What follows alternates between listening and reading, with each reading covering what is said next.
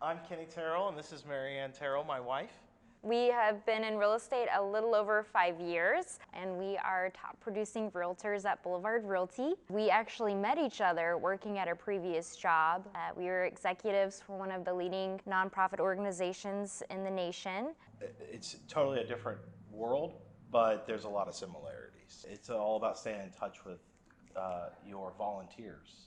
And so that's just translated into the real estate world of staying in touch with your clients or finding new clients. Same thing with finding a new volunteer for a project. A lot of that service mindset and managing huge projects and multiple deadlines and multiple volunteers really set us up for success in giving our clients a really high level of care and support.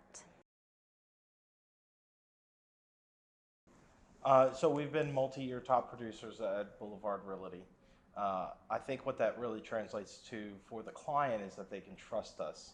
The only reason we are top producing agents is because a lot of clients and friends have trusted us with really the largest purchase they'll ever make in their lifetime. We have the track record that supports our advice, and we've gone through a lot of transactions. So we've seen all the pitfalls, and we're going to help consult them throughout the entire home ownership process so that it's going to be the most positive, streamlined, simple, and hopefully enjoyable experience, you know? Yeah, we pride ourselves on saying, don't stress out. This should be a fun process for you. It should be an enjoyable process because we want you to do it again. Yeah. We do. And so we take on that stress for that client and try to make it as enjoyable as possible. Yeah, and we can do that because we have that experience, because people have trusted us in the past, because we've seen a little bit of everything at this point. We've been in real estate for long enough to see some ups and downs, some turns in the markets, sellers markets, buyers markets, and being able to weather all those storms, so to speak, allows you to help your clients better and help them figure out whenever they set their goals, you know, if this is a 5-year house or a 10-year house, to kind of help them make the best decision for them. You know, we've seen some interesting things. Kenny had a very large property sell twice in 1 year. The sellers did great and the buyers got a great deal, you know. We've had clients that get transferred all the time with their jobs, you know, in oil and gas. Houston has a lot of people that come and go. They want to purchase a home, but they want to purchase the right home that's going to appreciate because, you know, depending on what oil and gas does and what it is per barrel, no one wants to lose on their home. So we've really had some success in helping clients purchase a house and own it for a short period of time, but not necessarily lose money because they didn't own it long enough to put the typical amount of equity into it that you would expect before selling it again. And that's because the market in Houston changes. Exactly. And the neighborhoods that we serve are growing neighborhoods. We like to explain to our clients it's a wildfire. So if you can get into a neighborhood maybe right on the cusp of those nice neighborhoods, you could see a better return on your investment. Even if you do get into the neighborhood that is already nice, it's going to become better. And I think that your wildfire analogy is great. We use it all the time because everyone is concerned with return on investment. We don't even submit an offer, and our clients are already asking, well, what's the resale like on this? Because we live in that type of environment and that community where people come and go all the time. So to invest this large of dollars, you have to make sure that you're doing it wisely.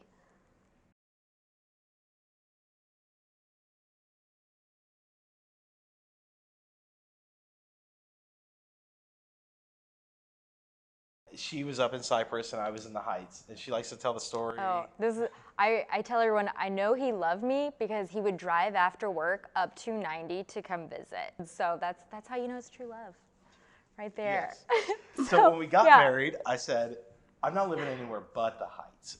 At the time, our jobs had us driving to different parts of the city, and so we were able to be in the Heights and never get in traffic. You're always kind of on the opposite flow of the traffic. Going out to Sugar Land or Cypress or downtown, anywhere that we needed to go, it was always quick, easy, and accessible. And that was really important because with our job at the time, we were in our cars all the time. Marianne comes from an extremely small town, and I'm from just south of Houston, and we like that small town feel. And I Yeah. think the Heights gives you that. You can walk the dog, see the neighbors sitting on their porch. They invite you to drink a glass of wine with them, or you go to the convenience store and you forgot your wallet, and one of your friends happens to show up and loans you $20 so you can fill up. And that's a true story. Yeah. I mean, it really is a community, like how I grew up in a very small town where you look out for each other because you all know each other, and you know you're going to see each other in 2 days at school or, you know, the grocery store, wherever you go. You know, we're in one of the largest cities, but you still have that neighborhood feel and that community. And it makes me feel at home. I never envisioned myself like as a big city gal. I grew up on a farm, you know, and I love it here. I don't want to live anywhere else. You know, the Heights really offers a home style, I feel like, for everyone. Yeah. When I lived in the Heights before getting married, I was in a garage apartment. We got married and we got a little bungalow. And we wanted to be kind of in the mix, so we were right off of 19th Street. We decided after about 5 years that it was time for us to get more into a neighborhood and not be so busy. And so now we live in more of a quiet neighborhood, still in the Heights. When we first moved in, we lived next to a cupcake shop, which was quaint and cute and great, and we got free cupcakes. And now we're in Woodland Heights, and you know, we live next door to families and retirees and, you know, young professionals like ourselves. We're not right up against all the fun stuff, but we're 2 minutes walk from the fun stuff. But I always feel like the Heights is, for me, it's more of a mindset. It's that small town community mindset. I want to know my neighbors. I want to walk down the street with my dog and talk to people and say hi to everybody. And, you know, I walk down the street and people wave to me and they know my name. And I feel like the Heights proper, Woodland Heights, Sunset Heights, Norhill, all those little micro communities really close to each other that illustrate that lifestyle. Those homes usually dictate the type of lifestyle that you want. Turnkey, brand new construction, townhouse with no maintenance, or a large 6,000 square foot lot that might have a yard and a pool. You know, we all work well together because of the overall feel that you talked about with Heights is a mindset of a small town. So the people that live in the bigger house or the townhouse or the baby bungalow all eat at the same restaurant.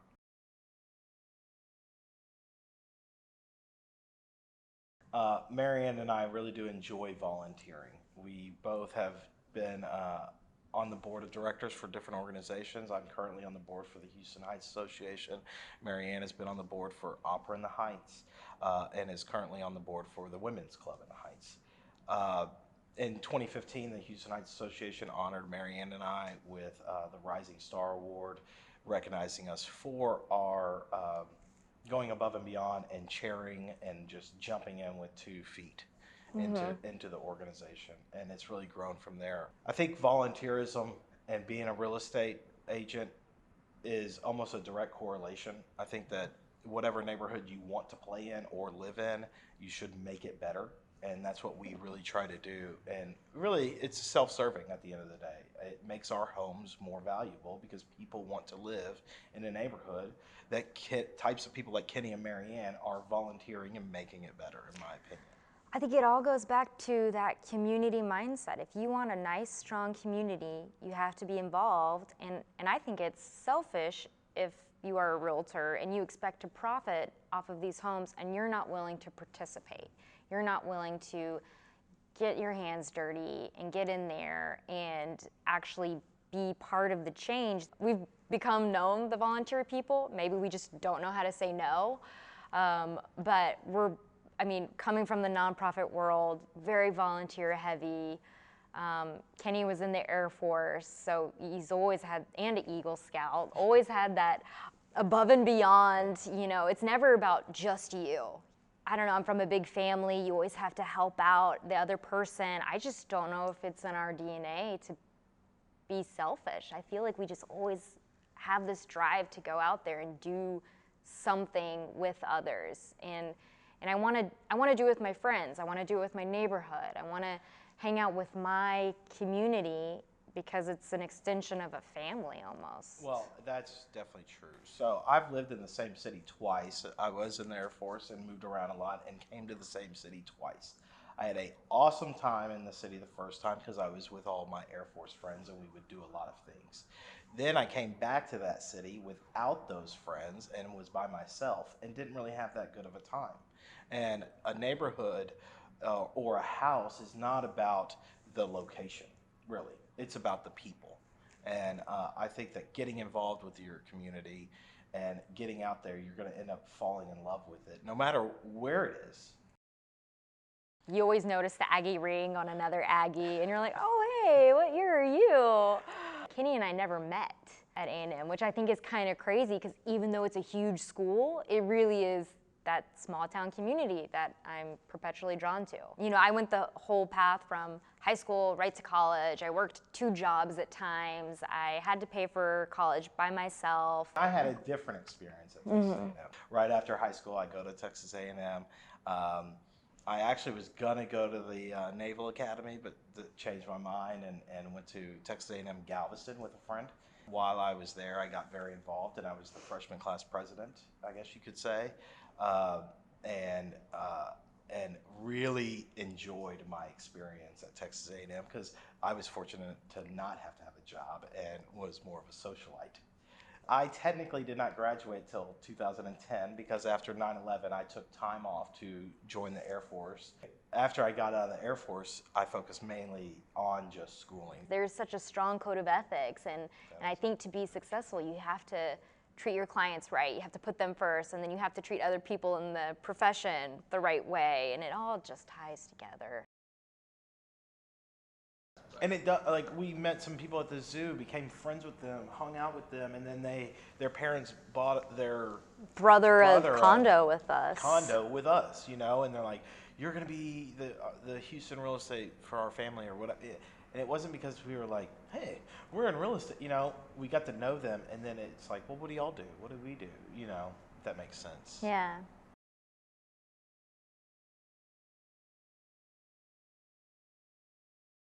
We, when we first got married, we were looking at, we couldn't really afford to purchase a house, so we went to rent, and it was so hard to find somebody to help show us rentals. Oh yeah, no one wanted to deal with us. Single agent on that rental house, and years later, we decided to get into real estate, and I said, I don't want to be that agent that won't help people get into a rental. That is something that stuck with us. We had this realtor when we personally were looking for a rental prior to being in real estate, and he just either couldn't or wouldn't answer our questions, and maybe he didn't think that the commission would be enough or something, but it was a lot of money to us. So. And then people are also just surprised that we even do rentals. I guess they think that because we sell $1 million houses that we don't sell $1,200 rentals or something. Yeah, no, so, we're not too good for anybody. No, we're not. Definitely not.